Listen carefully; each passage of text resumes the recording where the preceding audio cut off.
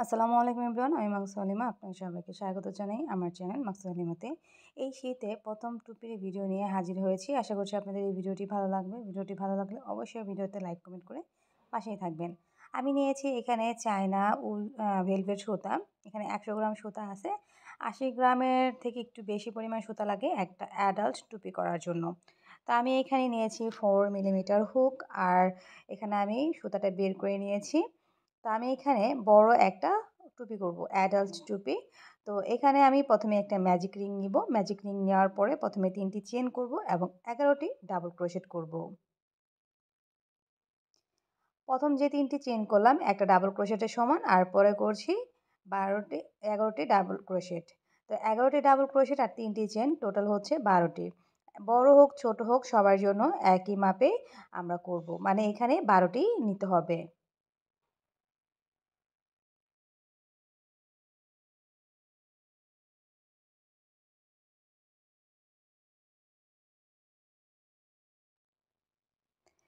এখানে আমি ১২টি ডাবল ক্রোশেট করে নিয়েছি। ১২টি ডাবল ক্রোশেট করার পরে প্রথম যে ৩ নাম্বার চেন ছিল, ৩ নাম্বার চেনের মধ্যে একটি স্লিপ স্টিচের সাহায্যে জয়েন করলাম। তারপরে ১, ২, ৩ টা চেন করলাম এবং সেম স্পেসে একটা ডাবল ক্রোশেট করব।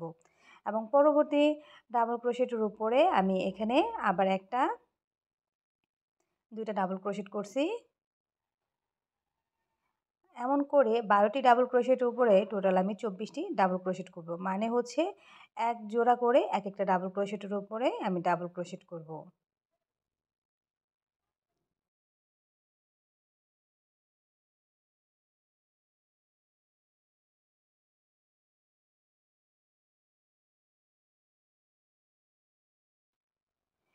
এটা হচ্ছে ভেলভেট সুতা, যেটাকে আমরা অন্ধ সুতা বলে থাকি। নতুনদের জন্য এই সুতা দিয়ে কাজ করাটা অনেক টাফ হয়ে যায়, কারণ হচ্ছে স্টিচগুলো নতুনরা এটা বুঝতে পারে না।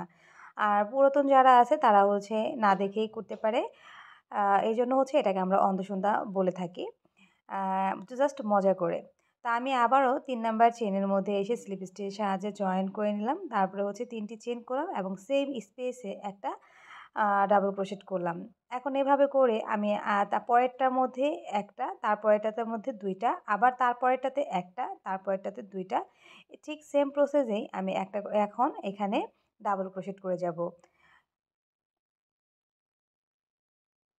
১ম এ ১ টা, তারপরে ২ টা, ১ম এ ১ টা, তারপরে ২ টা। এভাবে করে আমি প্রতিটার মধ্যে ডাবল ক্রোশেট করে যাব। এই পর্যায়ে এসে আমার এই সার্কেলের মধ্যে ১২ টি ডাবল ক্রোশেট বৃদ্ধি পাবে।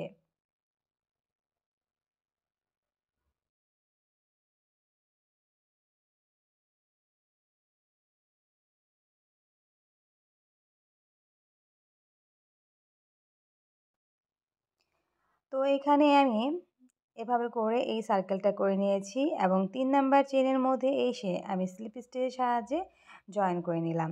স্লিপ স্টিচের সাহায্যে জয়েন করে নিয়ে তারপরে আমি আবার ৩টি চেন করলাম এবং সেম স্পেসে একটা ডাবল ক্রোশেট করব। তারপরে স্পেসে গিয়ে আমি পরপর ২টি স্টিচের মধ্যে একটা ডাবল ক্রোশেট করব এবং ৩ নাম্বার স্টিচে গিয়ে ২টা ডাবল ক্রোশেট করব। আবার আমি পরপর ২ টা স্টিচের মধ্যে একটা ডাবল ক্রোশেট করব এবং পরবর্তী স্টিচের মধ্যে যেয়ে ২ টা ডাবল ক্রোশেট করব। তো এবার লাইনে এসে আবারও ১২ টি ডাবল ক্রোশেট বৃদ্ধি পাবে। আমাদের খেয়াল রাখতে হবে প্রতিটি লাইনে গিয়েই আমাদের ১২ টি করে ডাবল ক্রোশেট বৃদ্ধি পাচ্ছে। প্রথমেই হচ্ছে ১২ টি, তারপরে হচ্ছে ২৪ টি, তারপরে ৩৬ টি, তারপরে ৪৮ টি। এভাবে করে প্রতি লাইনেই ১২ টি বৃদ্ধি পাবে। তো ছুটিদের জন্য যদি এইটা টুপিটা করতে চান তাহলে হচ্ছে ১ বছর বাচ্চা পর্যন্ত ৪.৫ ইঞ্চি, ১ বছর পরে যেয়ে করবেন হচ্ছে ৫ ইঞ্চি, ১ থেকে ৫ বছর পর্যন্ত আপনারা করবেন হচ্ছে ৫.৫ ইঞ্চি। তারপরে গিয়ে ৫ থেকে ১০ বছর বাচ্চাদের জন্য করবেন ৬ ইঞ্চি এবং তারপর অ্যাডাল্টের জন্য করবেন ৬.৫ ইঞ্চি মাথার তালুর অংশ। এটা করার পরে আপনারা হচ্ছে এখানে এটাকে এভাবে করে জয়েন করে দিয়ে তারপর আবারও সেম কোয়ালিটি মানে সেম প্রসেসে শুরু করব। ১ম ৩ টা চেন, তারপর সেম স্পেসে একটা ডাবল ক্রোশেট এবং পরপর ৩ টি স্টিচের মধ্যে একটা করে ডাবল ক্রোশেট এবং ৪ নাম্বার স্টিচে গিয়ে ২ টা ডাবল ক্রোশেট করে আমি এই লাইনটি কমপ্লিট করব।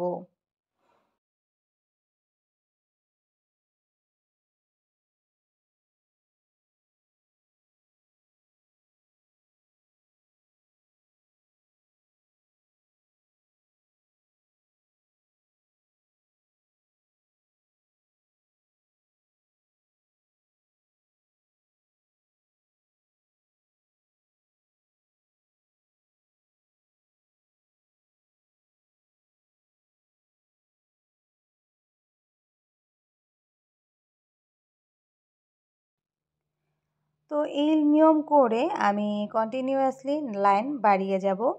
তা আমি পরের লাইনে চলে আসছি। পরের লাইনে আসার পরে আমি সেমভাবে আবারও একটা স্লিপ স্টিচের সাহায্যে জয়েন করে দিব। জয়েন করার পরে তো ৩টি চেন করব। ৩টি চেন করার পরে প্রতিটি স্টিচের মধ্যে একটি করে ডাবল ক্রোশেট করব।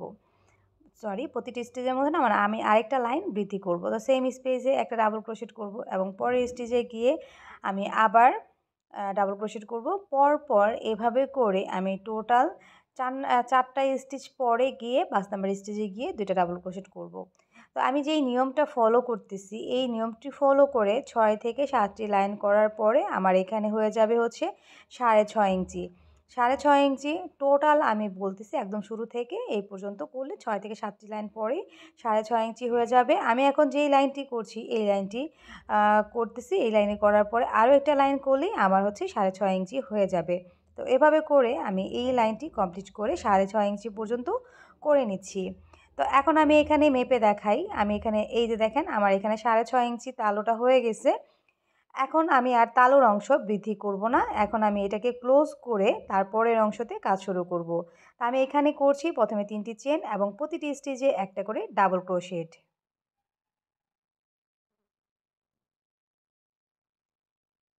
প্রতিটি স্টিচের মধ্যে একটি করে ডাবল ক্রোশেট।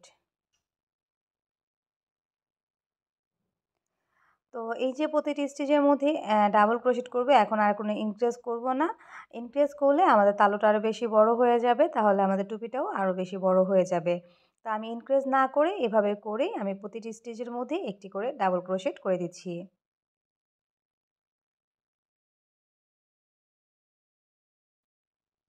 তো প্রতিটি স্টিচের মধ্যে একটি করে ডাবল ক্রোশেট করে এই লাইনটিতে একদম শেষে চলে আসছি এবং ৩ নাম্বার চেনের মধ্যে এসে আমি একটা স্লিপ স্টিচের সাহায্যে জয়েন করে দিলাম। তারপরে এখানে আমি এভাবে করে দেখুন প্রতিটি স্টিচের মধ্যে একটি করে ডাবল ক্রোশেট করছি।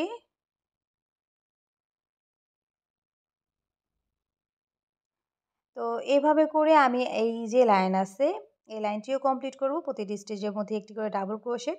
আর এভাবে করে আমি টোটাল ৯ ইঞ্চি লম্বা করব হচ্ছে এই টুপির অংশটুকু। একদম ইন টোটাল এই টুপির মাপ হবে ৯ ইঞ্চি। আমি ৯ ইঞ্চি করে লম্বা একটা টুপি বানিয়ে নেব।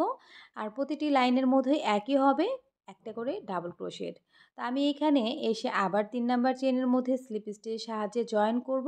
জয়েন করে দিয়ে কন্টিনিউয়াসলি আমি এই লাইনটি কন্টিনিউ করব এবং ৯ ইঞ্চি পর্যন্ত করব। দেখেন টুপির এই রাউন্ডটা কিন্তু হয়ে গেছে যখন আমি ২টা লাইন করেছি। আমি যদি কন্টিনিউয়াসলি এভাবে করে যাই তাহলে এইটা প্রপার একটা টুপিতে চলে আসবে। আমি এখানে ৮ ইঞ্চি লম্বা করেছি। লাস্টের লাইন ২টা আমি একটু ডিফারেন্টভাবে করব। সেজন্য হচ্ছে ফ্রন্ট পোস্ট এবং ব্যাক পোস্ট ইউজ করব। তাহলে টুপিটা একদম পারফেক্টভাবে মাথায় বসে থাকবে। প্রথমে ৩টি চেইন করলাম এবং প্রথম স্টিচের মধ্যে এসে আমি এভাবে ফ্রন্ট পোস্ট করে দিলাম এবং দ্বিতীয় স্টিচে গিয়ে ব্যাক পোস্ট করব। তৃতীয় স্টিচে গিয়ে ফ্রন্ট পোস্ট,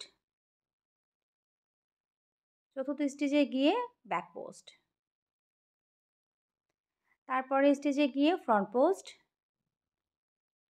তারপরে স্টিচে গিয়ে ব্যাক পোস্ট। এভাবে করে front post, back post, front post, back post করে এই যে লাইনটি আছে আমি এই লাইনটি কমপ্লিট করব। তাহলে এই জায়গায় আরও একটা সুন্দর রো হবে এবং ডিজাইনও হবে এবং আমরা যখন এই টুপিটা পরবো আমাদের মাথা থেকে খুলেও যাবে না। বিশেষ করে বাচ্চারা যখন টুপিগুলো নিয়ে টানাটানি করে তখন আর এগুলো সহজে খুলে যায় না। কারণ এই ফ্রন্ট পোস্ট, ব্যাক পোস্টের কারণে গলার অংশটা চেপে যায়। তো এভাবে করে আমি একদম লাস্টে চলে আসছি। লাস্টে আসার পরে ৩ নাম্বার চেনের মধ্যে স্লিপ স্টিচের সাহায্যে জয়েন করব এবং ৩টি চেন করব আবার। আর আগের লাইনে যেখানে ফ্রন্ট পোস্ট করেছি এই যে দেখেন যে জায়গাগুলো দেখা যায় সেখানে আমি ফ্রন্ট পোস্ট করব। আর যেখানে ব্যাক পোস্ট করেছিলাম সেখানে ব্যাক পোস্ট করব। তাহলেই আমাদের আরেকটা লাইন কমপ্লিট হয়ে যাবে এবং টোটাল ৯টি লাইন ৯ ইঞ্চি আমাদের হয়ে যাবে হচ্ছে এই টুপির অংশ। তো দেখেন আমি এখানে আবারও জয়েন করে নিচ্ছি এবং সেই লাইনটা আপনাদেরকে দেখিয়ে দিচ্ছি। তো সেজন্য আমি এখানে আবার ৩টি চেন করব। 3টি চেইন করার পরে প্রথম যে স্টিচ আছে সেই স্টিচের মধ্যে একটা ফ্রন্ট পোস্ট করব, যেটাকে আমরা অলরেডি ফ্রন্ট পোস্ট করে রেখে গিয়েছিলাম সেটাতে, আর যেটাতে ব্যাক পোস্ট করেছিলাম সেটাতে ব্যাক পোস্ট করব। আবার ফ্রন্ট পোস্ট, আবার ব্যাক পোস্ট, আবার ফ্রন্ট পোস্ট, আবার ব্যাক পোস্ট, এভাবে করে ফ্রন্ট পোস্ট ব্যাক পোস্ট করে চলে যাব সামনের দিকে।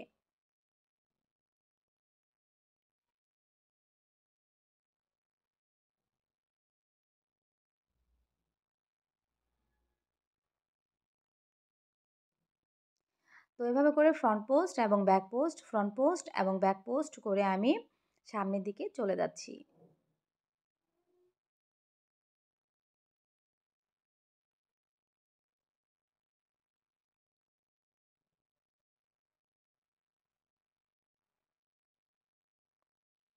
এই যে দেখেন, আমি ফ্রন্ট পোস্ট এবং ব্যাক পোস্ট করে সামনের দিকে চলে আসছি। তো লাস্টে আসার পরে ৩ নাম্বার চেইনের মধ্যে স্লিপ স্টিচ দিয়ে জয়েন করে দেব এবং বাড়তি সুতা রেখে কেটে সেলাই করে নেব। ব্যাস হয়ে গেল আমার শীতের টুপি।